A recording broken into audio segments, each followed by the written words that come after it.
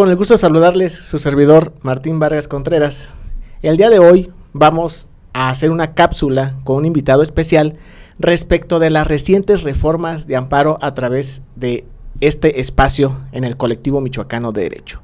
Invitarles a que nos sigan en nuestras diferentes redes sociales, Facebook, en nuestra página de YouTube, así como en nuestro podcast que tenemos en Spotify.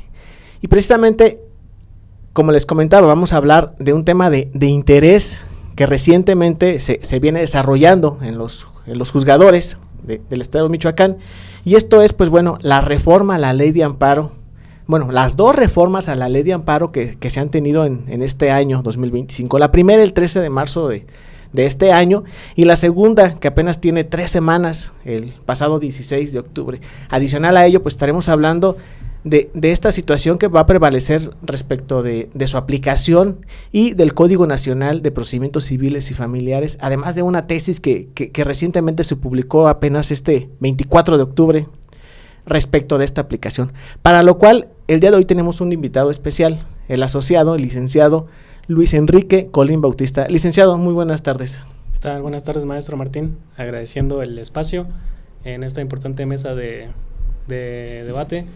Y más que un debate, un diálogo entre esta parte que se vuelve muy interesante en la aplicación ya del nuevo Código Nacional de Procedimientos Civiles y Familiares, en relación con esa aplicación gradual que se tendría que venir tomando.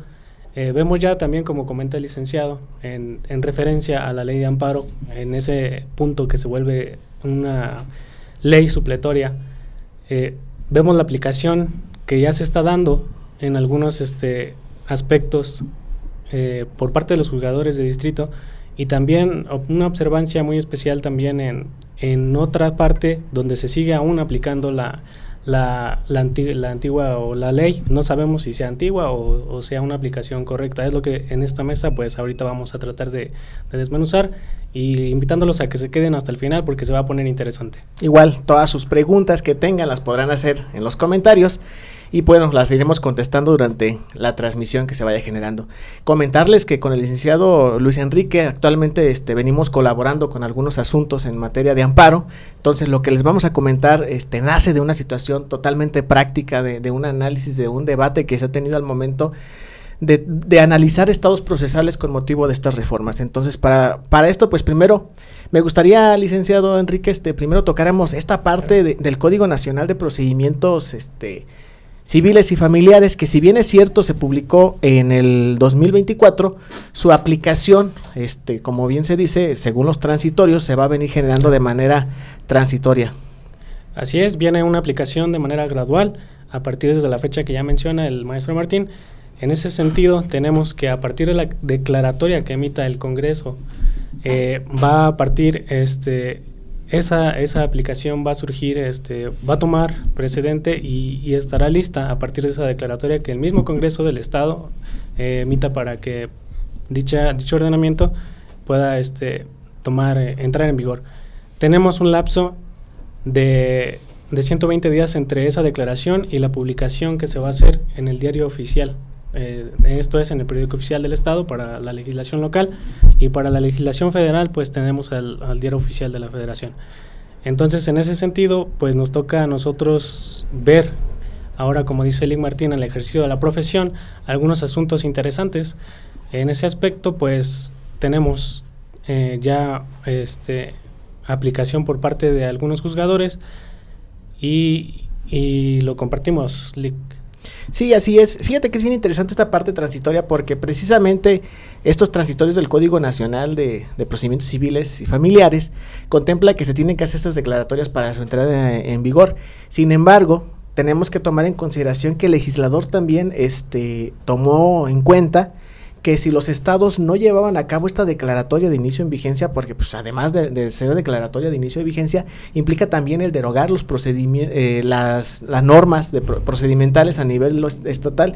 En este caso sería el Código de Procedimientos civiles. Pero bueno, entrando propiamente ya en materia, cobra mucha relevancia esta aplicación del Código Nacional de Procedimientos Civiles, precisamente por el artículo 2 de la Ley de Amparo, que hasta antes de la reforma del 13 de marzo del 2025 señalaba que de manera supletoria a los procedimientos, a la normativa, de manera supletoria a la propia Ley de Amparo, se estaría a las disposiciones que señalaba el Código Federal de Procedimientos Civiles. Y a falta de esta, pues, a los principios generales del derecho. Sin embargo, con la reforma del 13 de marzo, se reformó y quedó para señalar que la supletoriedad se va a generar a partir del Código Nacional de Procedimientos Civiles y Familiares. Sin embargo, esta disposición de primera mano se viene a contravenir los propios artículos transitorios que se señalaron en el Código Nacional de Procedimientos Civiles y Familiares, porque si bien es cierto, es una ley nacional, lo cierto es que actualmente en Michoacán no ha habido esta declaratoria de inicio de vigencia por parte del Congreso del Estado y en apariencia su aplicación estaría fuera de la norma. Esto fue motivo precisamente de una tesis aislada. Sin embargo, pues pese a que es una tesis aislada, ha sentado un precedente. Esta habla precisamente de la aplicación supletoria del Código Nacional de Procedimientos Civiles y Familiares. ¿Qué nos dice la tesis? Bueno, dice de forma muy precisa que la Ley de Amparo, en la Ley de Amparo, la eficacia y la aplicación de manera supletoria del Código Nacional de Procedimientos Civiles y Familiares no estará sujeta a los artículos transitorios que señaló la propia ley, bajo un principio de la estricta interpretación de la norma, dado que de la reforma el 13 de marzo al artículo 2 de la Ley del Amparo, que señaló que de manera supletoria se estaría aplicando el Código Nacional de Procedimientos Civiles y Familiares, pues bueno, que el Código Nacional de el Código Federal de Procedimientos Civiles ya no se aplicaría. Sin embargo, ahí es donde entra la parte interesante, el análisis que se viene haciendo con el licenciado en los asuntos que se llevan en conjunto, precisamente porque encontramos, pese a esta tesis aislada que ocupó comentar, se publicó apenas el reciente 24 de octubre, prácticamente tenemos 2 semanas con esta publicación de esta tesis.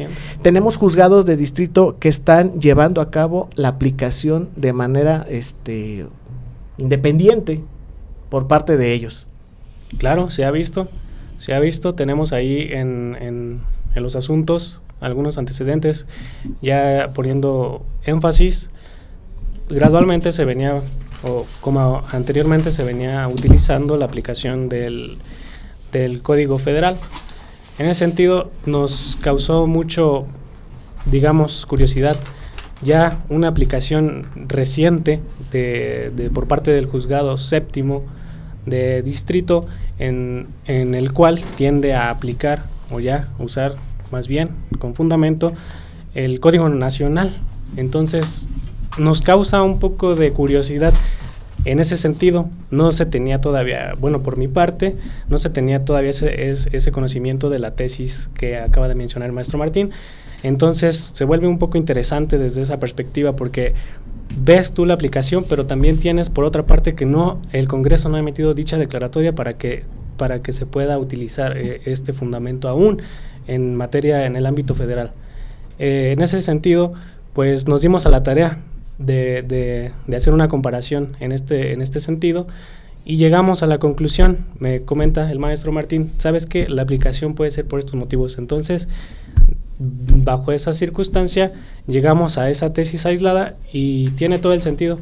Y también decir que es un punto favorable a que el juzgador, desde esa perspectiva, ya tenga bien aplicar o se ve actualizado en ese sentido de, como ya se comentó, la aplicabilidad de esta tesis ya dispone que no está a una disposición interpretativa la reforma al código, sino que más bien sea de manera clara. Entonces, pues más bien va por ese sentido, por esa vertiente, esa aplicación, maestro.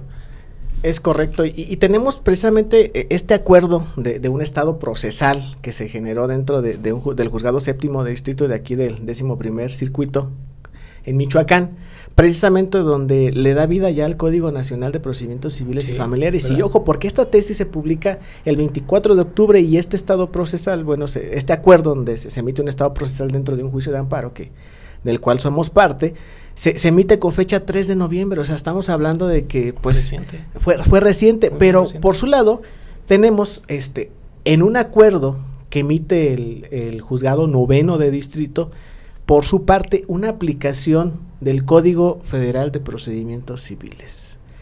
Y aquí la pregunta es, bueno, pero ¿por qué van a aplicar el Código de Procedimientos Civiles? Y ahí viene, y esa es la parte interesante, porque precisamente la tesis aún no ha sentado jurisprudencia, sigue siendo una tesis aislada. Si bien es cierto, es un precedente, pero el tema interesante es esta aplicación supletoria que se va a venir generando por parte de los diferentes jueces de distrito, y no lo dudo también en el tema de los magistrados que componen el 11º circuito aquí en Michoacán, porque precisamente dándonos a la tarea de analizar esta aplicación supletoria, encontrábamos en el tema de este artículo, de esta aplicación del noveno de distrito respecto del Código Federal de Procedimientos Civiles en suplencia, como lo marca el artículo 2, el tema del artículo 210A del Código Federal de Procedimientos Civiles. ¿Qué dice este Código 210A? Bueno, habla precisamente del valor probatorio que se va a generar, que se genera a través de medios electrónicos. ¿Cómo funciona esto? Bueno, se presenta una demanda de amparo, se le notifica, en este caso a los terceros interesados, se le notifica a las autoridades responsables, y precisamente aquí las autoridades responsables emiten su informe previo, porque estamos dentro de un incidente de suspensión que está en el amparo, y la autoridad, al momento de recibirlo vía correo electrónico, le da el valor probatorio una vez que se certifica por parte de la Secretaría del Juzgado. ¿Con fundamento en qué? Con fundamento en el artículo 200A del Código Federal de Procedimientos Civiles. Pero analizando esta aplicación del Código Federal, que propiamente pues no es obligación todavía del juzgado, del juez noveno, y hay una clara independencia judicial entre el juez noveno y el juez séptimo, porque tienen no criterios distintos, una aplicación formal de la norma.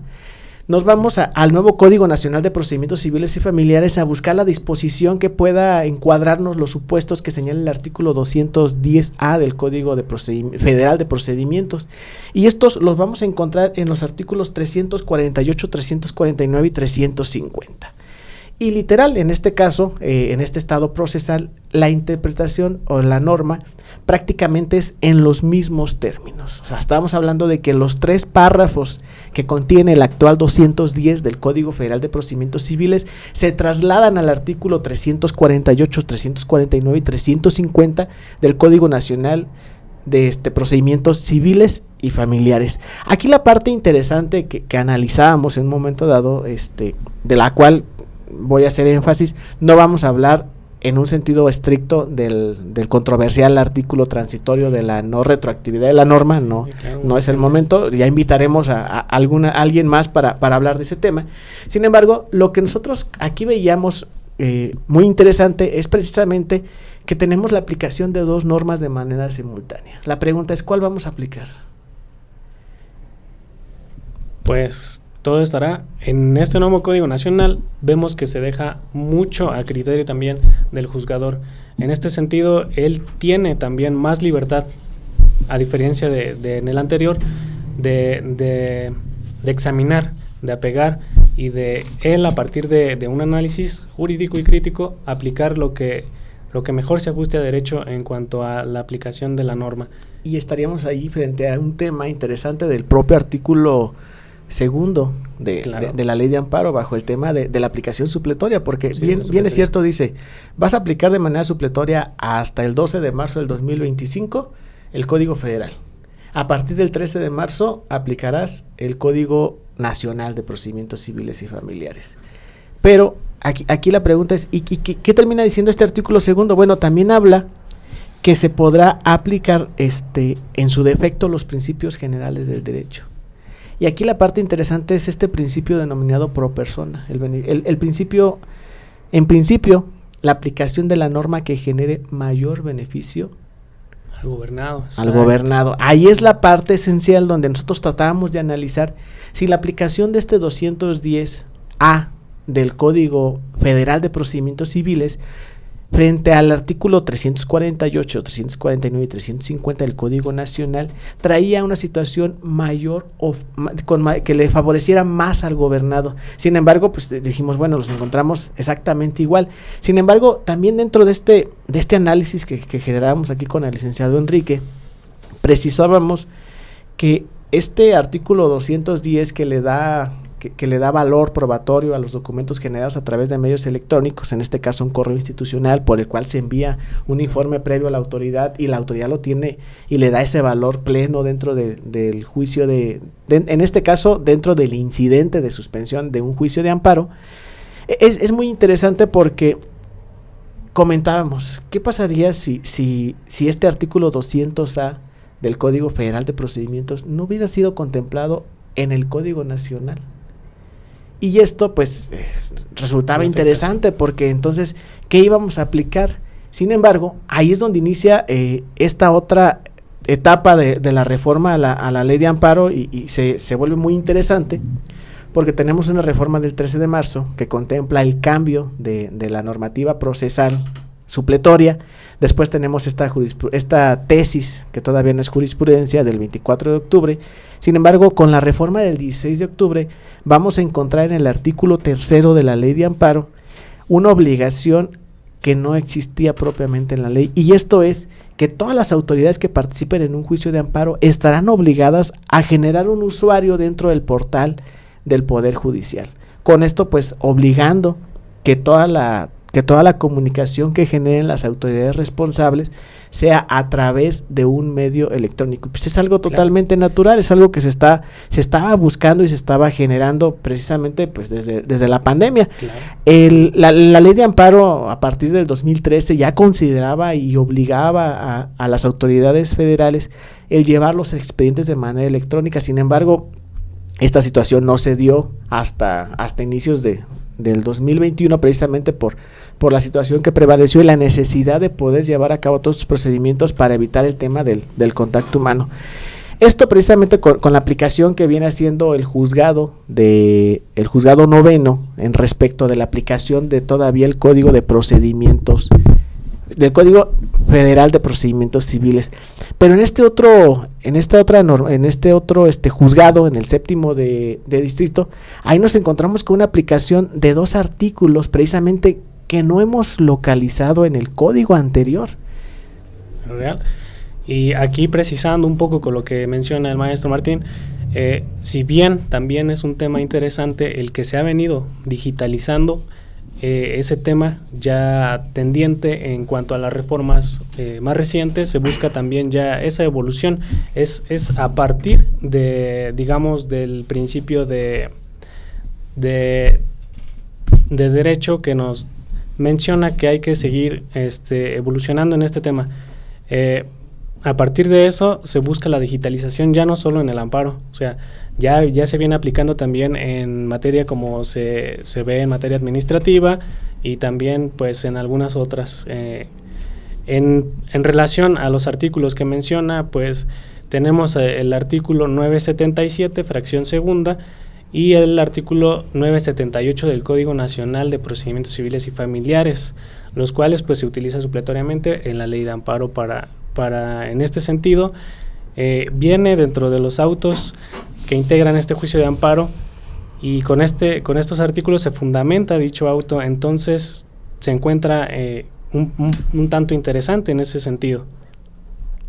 Ahí señalar, este asunto del séptimo transitorio precisamente radica en una situación respecto de un sobreseimiento en un juicio de amparo. El quejoso promueve su demanda, se sobresee, cae en un supuesto de sobreseimiento del 63 de la ley de amparo y emite la autoridad después de su audiencia constitucional, pues bueno, la sentencia que donde no protege y no ampara al quejoso y le da los respectivos 15 días que establece la ley de amparo conforme al 86 para que el mismo presente su recurso de revisión. No se presenta recurso de revisión en contra de la sentencia de amparo. Inmediatamente, pues bueno, el juez séptimo de distrito dice, bueno, la sentencia ha quedado ejecutoriada con fundamento en el 977 fracción segunda. Claro, porque la ley de amparo no contempla una situación precisa para esta situación. Entonces, supletoriamente se aplican estos artículos 977 fracción segunda y 978 del Código Nacional de Procedimientos Civiles. ¿A partir de qué? A partir de la tesis que ya se menciona, sienta un precedente y pues se tiende a bien. Es un acierto también por parte del legislador ya contemplar estos puntos dentro de lo que es el Código Nacional ya de Procedimientos Civiles y Familiares. Y habrá que esperar, ¿no?, en las siguientes sentencias que nos hagan llegar ahí a la oficina, porque en este caso pues estamos hablando de un sobreseimiento y finalmente pues en este sobreseimiento no hubo recurso adicional por parte del quejoso. Sin embargo, nos íbamos más allá y hablábamos y hacíamos el planteamiento, ¿qué pasaría si la justicia de la Unión hubiese protegido y amparado al quejoso? Bueno, pues vendría la sentencia con la protección federal respecto de los actos que haya reclamado, y después de ello, pasados los respectivos 15 días, se le hubiera dado el término de 3 días que prevé la ley de amparo a la autoridad responsable para que cumpliera esa ejecutoría. De ahí, pensemos, nos iríamos al 196 de la ley de amparo y hablaríamos y se analizaría conforme este 196 en su segundo párrafo si la autoridad responsable dio cumplimiento a la demanda de amparo para los efectos a los que fue emitida. Y si lo hizo en los efectos en que se emitió, como dice. Y si no se sufrió algún exceso o defecto dentro de esta misma también. Pensemos, suele pasar que hubo un defecto y se volvió a requerir el cumplimiento, hubo un exceso, se volvió a requerir el cumplimiento. Hay una imposibilidad jurídica para cumplir con la sentencia, que también es algo muy común, que de pronto la autoridad te dice, el juez de distrito te dice, ¿sabes qué? Estás obligado a hacer esto. Oye, juez, sí, pues, pero ¿cómo lo hago si de por medio hay una situación, hay el actuar de una autoridad adicional a la función propia de quien en este caso fue autoridad responsable? Pero vámonos a la última instancia. Ya pasamos quizá por 2 defectos, ya quizá también se ordenó un exceso en el cumplimiento, pero después de esto, la autoridad dice, bueno, ¿sabes qué, autoridad? ¿Sabes qué, juez de distrito? Yo ya cumplí con la sentencia. Te acredito con las constancias el cumplimiento. Y conforme el 196, te pido y te solicito le des vista al quejoso para que manifieste si este cumplimiento no tiene ya defectos y excesos. Y la autoridad dice, con esta vista, con esta información que la autoridad responsable dio, le daremos vista al quejoso para que se manifieste. Y viene la parte interesante, porque la ley dice, bueno, si dada la vista, contestada o no por parte del quejoso, y pensemos que ya se cumplió sin excesos ni defectos, la ejecutoría se tendrá por cumplida. O sea, en este caso, donde sí teníamos donde el amparo, el quejoso sí obtuvo el amparo y protección federal frente a un acto de autoridad y ya fue resarcido, la ley de amparo sí contempla el tener ejecutoriada una sentencia. Pero si se trata de un sobreseimiento, ahí es donde viene la parte interesante, porque no lo tiene, y es donde entramos de manera supletoria al Código Nacional de Procedimientos Civiles y Familiares. Claro, licenciado, a partir de la tesis, en este momento, hasta en tanto se emita o el Congreso emita la declaratoria, por la cual va a acordar la vigencia o de cuándo entre en vigor este Código Nacional para el fuero común. En este caso, la aplicación de manera local, porque estamos hablando de su aplicación desde una perspectiva federal, donde a partir de esta tesis que sienta precedentes, si bien es cierto no es jurisprudencia, pero ya sentó el primer precedente, pues la aplicación en este momento de manera supletoria sería el Código Nacional de Procedimientos Civiles y Familiares. Y quizá podríamos hablar, yo ahí comparto mi opinión, que en términos de los efectos de la prohibición de la retroactividad de la norma, pudiéramos aplicar el Código de Procedimientos federales, si el procedimiento lo inicié antes de la reforma del 13 de marzo del 2025. Claro, sin embargo, ahí se genera una serie de controversias, porque precisamente la última reforma ya no contempló una figura de retroactividad. Esta situación pues muy seguramente la tendremos que analizar en otra cápsula.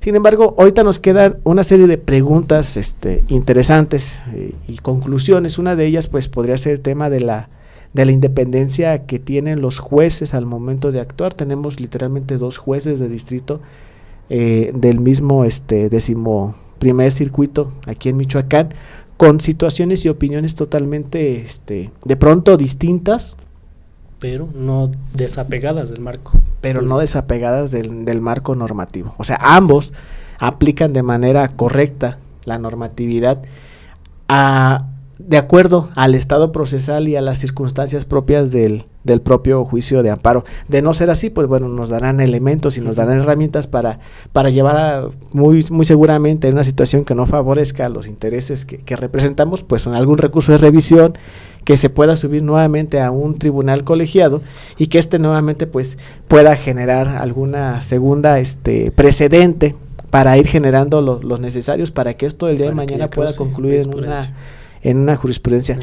La pregunta aquí que sigue en el aire es ¿qué va a pasar en el fuero, en la aplicación, en los procedimientos de carácter local? Ya dijimos, ¿cuándo va a entrar en vigor nuestro Código Nacional de Procedimientos Civiles y Familiares? El Congreso local emita la declaratoria. ¿Y si no lo hay? Si no lo hay, tiene hasta el 1 de abril del 2027 para que de manera automática entre vigencia. Entonces, y automáticamente pues se abroga la legislación local.